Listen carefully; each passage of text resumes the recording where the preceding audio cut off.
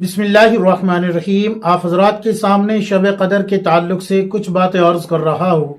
कुछ हजरात हैं जिन्होंने पूछा है कि मुफ्ती साहब शब कदर क्या है, इसका मकसद क्या है और क्या ये पहली उम्मतों को भी मिली है, और अगर पहली उम्मतों को नहीं मिली, इस उम्मत को खास मिली है तो इसकी वजह क्या है, और शब कदर में इबादत कौन कौन सी करनी चाहिए और शब कदर की रातें कौन सी है। ये तमाम बातें मैं आप हजरात के सामने कुरान करीम की सूरह कदर की रोशनी में पेश कर रहा हूँ। अल्लाह तबारक व तआला ने कुरान करीम सूरह कदर में फरमाया, बिस्मिल्लाहिर्रहमानिर्रहीम, इन्ना अंज़लनाहु फी लैलतिल क़द्र। अल्लाह तबारक व तआला फरमाते हैं कि हमने कुरान करीम को लोहे महफूज से आसमान दुनिया पे लैलतुल क़द्र में ही उतारा है। वमा अदराका मा लैलतुल क़द्र, और लैलतुल क़द्र क्या है आप क्या जाने। लैलतुल क़द्र खैरुम मिन अल्फ़ि शहर, ये 1000 महीनों से बेहतर है, 1000 महीनों से ज्यादा अफजल है ये रात। अल्लाह तबारक व तआला कुरान में फरमा रहे हैं 1000 महीनों से अफजल। इसकी वजह क्या है? तो देखिए, आपके तमाम सवालों के जवाब इसी में छिपे हुए हैं। पिछली उम्मतों की उम्र ज्यादा होती थी, तो अल्लाह के रसूल सल्लल्लाहु अलैहि वसल्लम के सामने जब ये बातें यानी कि इन चीजों का पता चला कि पहली उम्मतों की उम्र किसी की 1000 साल, किसी की 1500 साल, इस तरीके से पता चला, तो आप सल्लल्लाहु अलैहि वसल्लम को बड़ा गम हुआ कि उनमें तो इबादत गुजार भी थे और मेरी उम्मत इबादत में उनसे पीछे रह जाएगी, क्योंकि उम्मत की उम्र कम है, पहली उम्मतों की तरह नहीं है। तो आप सल्लल्लाहु अलैहि वसल्लम जब गमगीन हुए तो अल्लाह तबारक व तआला ने लैलतुल क़द्र उतार दी और बता दिया कि ये 1000 महीनों से बेहतर है। जो कोई शख्स इसमें अल्लाह की रजा के लिए ईमान की हालत में अपने गुनाहों से तौबा करके अल्लाह की इबादत करेगा, अल्लाह तबारक व तआला उसको 1000 महीनों से ज्यादा इबादत करने का सवाब अता फरमाएगा एक रात का। अब चूंकि इसमें रातें 10 है या 9 है, तो इनकी तमाम, अव्वल तो देखिए ताक रातों का मसला वो अलग है, वो बताऊंगा मैं आपको अभी, लेकिन यहाँ पर देखिए 1000 महीनों की जो इबादत है वो 83 साल 4 महीने बनते हैं, 83 साल 4 महीने। तो अगर कोई बंदा इन 10 रातों को यानी कि 21 से लेके और 30वीं या 29वीं रात तक पूरा यानी कि पूरा अशरा इबादत में रहता है, एतकाफ की हालत में हो या गैर एतकाफ की हालत में इबादत करता है, तो अल्लाह तबारक व तआला उसको 833 साल इबादत करने का सवाब अता फरमाएंगे, उससे ज्यादा अता फरमाएंगे। ज्यादा कितना होगा ये अल्लाह बेहतर जाने, ये तो मैंने मुख्तसर करके बताया। एक वजह तो ये है ये रात उतरने की। दूसरी वजह यह है कि जैसे कि हजरत अय्यूब अलैहिस्सलाम, हजरत खिजर अलैहिस्सलाम और हजरत यूशा अलैहिस्सलाम वगैरह बहुत सारे नबी है जिन्होंने 80 साल मुस्तकिल अल्लाह की इबादत करते रहे, एक लम्हे के लिए भी अल्लाह की नाफरमानी नहीं की। दुर्र मंसूर में यही आता है कि नाफरमानी नहीं की। तो सहाबा इकराम को रश्क हुआ कि या रसूलल्लाह 80 साल तक एक लम्हा भी अल्लाह की इबादत से गाफिल नहीं हुए। तो इस मकसद से भी अल्लाह तबारक व तआला ने ये रात उतारी है कि जैसा सवाब बनी इसराइल के नबियों को मिला है, ए नबी जी आपकी उम्मत को ये सवाब मिलेगा, उतना सवाब मिलेगा जितना बनी इसराइल के नबियों को मिलता है, उतना सवाब आपके उम्मतियों को मिलेगा। एक फजीलत ये हो गई। इसके अलावा भी बहुत सारी फजीलत है, लेकिन यहाँ पर मैं जो मकसद है इसका वो बता चुका हूँ। अब आपके सामने में कुछ अहदीसें पेश करता हूँ। तो अल्लाह के रसूल सल्लल्लाहु अलैहि वसल्लम ने फरमाया कि जो शख्स लैलतुल क़द्र में ईमान के साथ सवाब की नियत से इबादत कर ले, इबादत के लिए खड़ा हो जाए, या खड़ा होने से मुराद नमाज की हालत है, नमाज में खड़ा हो जाए, नवाफिल पढ़ने लगे, जिक्र व अज़कार करने लगे, इस्तगफार करने लगे। अच्छा, सबसे बेहतर जो अमल होगा आपका वो ये होगा कि अपने गुनाहों पे शर्मिंदा होके अल्लाह से माफी मांगता रहे। क्यों? इसलिए कि रमजान के आखिरी अशरे में अल्लाह रब्बुल इज्जत जहन्नम से खलासी भी अता फरमाता है। तो अगर हम सब मिलके अल्लाह को राजी कर ले, अपने गुनाहों से तौबा करते रहे, इस्तगफार ही पढ़ते रहे, तो भी अल्लाह तबारक व तआला उम्मीद है कि इंशाअल्लाह माफ फरमा देगा। तो लैलतुल क़द्र में खड़ा हो اس کے پچھلے تمام گناہ معاف ہو جاتے ہیں، اللہ کے رسول صلی اللہ علیہ وسلم نے فرمایا۔ اور دوسری حدیث یہ ہے، حضرت انس رضی اللہ عنہ فرماتے ہیں کہ اللہ کے رسول صلی اللہ علیہ وسلم نے ایک مرتبہ رمضان المبارک کا مہینہ آیا تو ارشاد فرمایا کہ تمہارے اوپر ایک مہینہ آیا ہے جس میں ایک رات ہے جو ہزاروں مہینوں سے افضل ہے، ہزاروں مہینوں سے افضل ہے۔ جو شخص اس رات سے محروم رہ گیا، گویا کہ وہ ساری خیر سے محروم رہ گیا، بجز اس کے کہ لوگ اس میں عبادت کرنے والے ہو، یعنی کہ جو عبادت کرنے والے ہیں وہ بچ جائیں گے، باقی اس خیر سے محروم رہ جائیں گے۔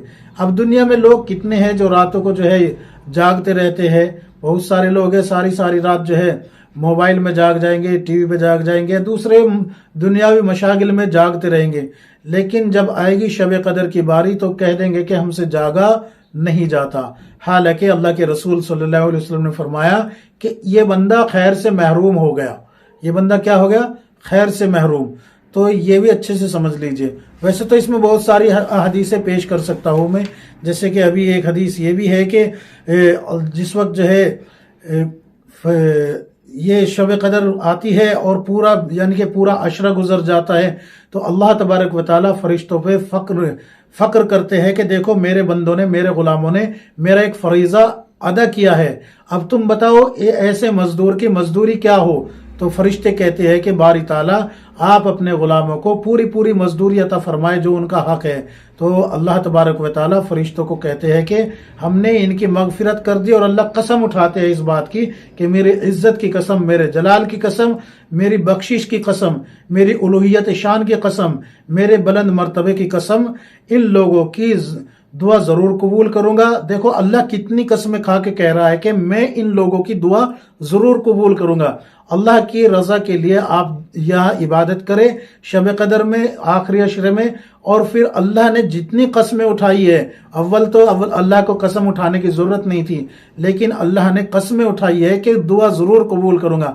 آپ حق پہ رہتے ہوئے وہ چیزیں مانگے جو آپ کے لیے مناسب ہو، بلکہ بہتر یہ ہے کہ اے اللہ تو مجھے وہ عطا فرما جو تیرے علم میں میرے لیے بہتر ہے، وہ اس طریقے سے دعا کرے۔ اور یہ بھی دعا کرے کہ اپنے گناہوں سے معافی مانگے، جہنم سے خلاصی مانگے، امت کے لیے دعا کرے۔ اس طریقے سے اللہ تبارک و تعالیٰ فرماتا ہے کہ میں ان کی دعا کو قبول کروں گا اور ان کی خطاؤں کو معاف کر دوں گا، اور پھر اعلان ہوگا کہ تم بخشائے اپنے گھروں کو چلے جاؤ، اور تمہارے گناہوں کو بھی نیکیوں سے بدل دیا گیا ہے۔ یہاں تک تو میں آپ حضرات کے سامنے پیش کر چکا ہوں اس کے فضائل۔ اس کے اور بھی فضائل ہے۔ حضرت عائشہ رضی اللہ عنہ نبی کریم صلی اللہ علیہ وسلم سے نقل فرماتی ہے کہ لیلۃ القدر کو رمضان کے آخری عشرے کی طاق راتوں میں، یہ بھی طاق راتوں والا مسئلہ میں آپ حضرات کے سامنے رکھ رہا ہوں، طاق راتوں میں تلاش کرے۔ طاق راتیں کون سی ہے یہ بھی سن لیجئے۔ طاق راتیں 21ویں، آج 20واں روزہ ہے، تو آج 20ویں روزے کی جو رات آئے گی، اب افطاری کے بعد جو رات شروع ہوگی، یہ 21ویں شب ہے۔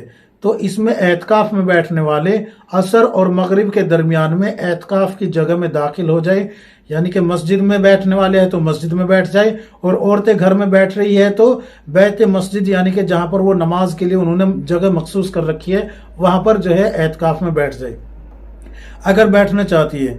تو یہ طاق راتیں ہے۔ طاق راتیں 21ویں رات ہے، 23ویں رات ہے، 25ویں رات ہے، 29ویں رات ہے۔ یہ ہے، ان 5 راتوں کو اچھے سے یاد کر لیجئے، 21، 23، 25، 27 اور 29، یہ ہے تمام راتیں۔ اس کے علاوہ بھی بہت ساری روایتیں ملتی ہیں، لیکن حضرت عائشہ رضی اللہ عنہا نے آپ صلی اللہ علیہ وسلم سے سوال کیا کہ یا رسول اللہ اگر میں لیلۃ القدر کو پاؤں تو کیا مانگوں؟ تو اللہ کے رسول صلی اللہ علیہ وسلم نے فرمایا اللہم انک عفو تحب العفو فاعف عنی، یہ دعا پڑھے۔ اس دعا کو خوب کثرت سے پڑھتے رہے، چلتے پھرتے اٹھتے بیٹھتے۔ اگر اعتکاف میں ہے تو زیادہ سے زیادہ اس دعا کو پڑھے۔ اس دعا کا ترجمہ بھی سن لیجئے کیا ہے۔ اے اللہ تو بے شک معاف کرنے والا ہے اور پسند کرتا ہے معاف کرنے کو، بس یعنی کہ بس تو میری مغفرت فرما دیجئے، اللہ تو مجھ کو معاف کر دیجئے۔ اس طریقے سے جو ہے دعا کرے اور خوب اللہ سے لو لگا کے عبادت کرے، کچھ بھی عبادت کرے، لیلۃ القدر کی کوئی خاص عبادت مخصوص نہیں ہے۔ سب سے خاص مخصوص عبادت کیا ہے؟ اعتکاف ہے، اور اعتکاف میں کیا کیا عبادت کرنی ہے یہ مخصوص نہیں ہے، لہٰذا تھوڑا تھوڑا سبھی کر لیجئے، کچھ نوافل پڑھ لیجئے، کچھ تلاوت کر لیجئے، استغفار کی کثرت زیادہ رکھے، لا الہ الا اللہ کی کثرت زیادہ رکھے، اور جہنم سے پناہ مانگے اللہ کی، اور اللہ سے دعا کرتے رہے اللہ جہنم سے نجات عطا فرما دے، اور جنت کے حصول کی کوشش کرے، یعنی کہ جنت حاصل کرنے کی کوشش کرے، اللہ کو راضی کرنے کی کوشش کرے۔ امید ہے کہ یہ تمام باتیں آپ کی سمجھ میں آ گئی ہوگی۔ لیلۃ القدر جو ہے فجر تک رہتی ہے، یاد رکھے۔ اس کی پہچان یہ ہے کہ اس میں چاند جو ہے یہ رات بالکل صاف شفاف رات ہوتی ہے، اس میں جو ہے اور دن کے اور رات کے مقابلے چمک زیادہ ہوتی ہے، ستارے خوب چمکتے ہیں، اور چاند بھی خوب اچھے سے روشن رہتا ہے، یعنی کہ آپ خود دیکھیں گے جب یہ لیلۃ القدر ہوگی تو اس میں آسمان اور دن کے مقابلے زیادہ چمک رہا ہوگا۔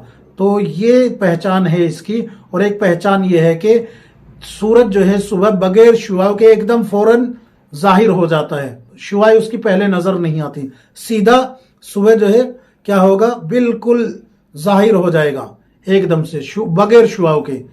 ایک پہچان یہ ہے اللہ کے رسول صلی اللہ علیہ وسلم نے بتائی۔ امید ہے کہ آپ یہ تمام باتیں سمجھ گئے۔ اللہ تبارک و تعالی ہم سب کو کتاب و سنت کے مطابق زندگی گزارنے کی توفیق عطا فرمائے۔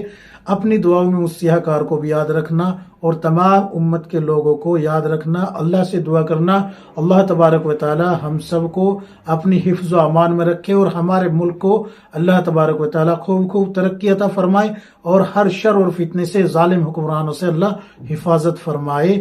آمین یا رب العالمین۔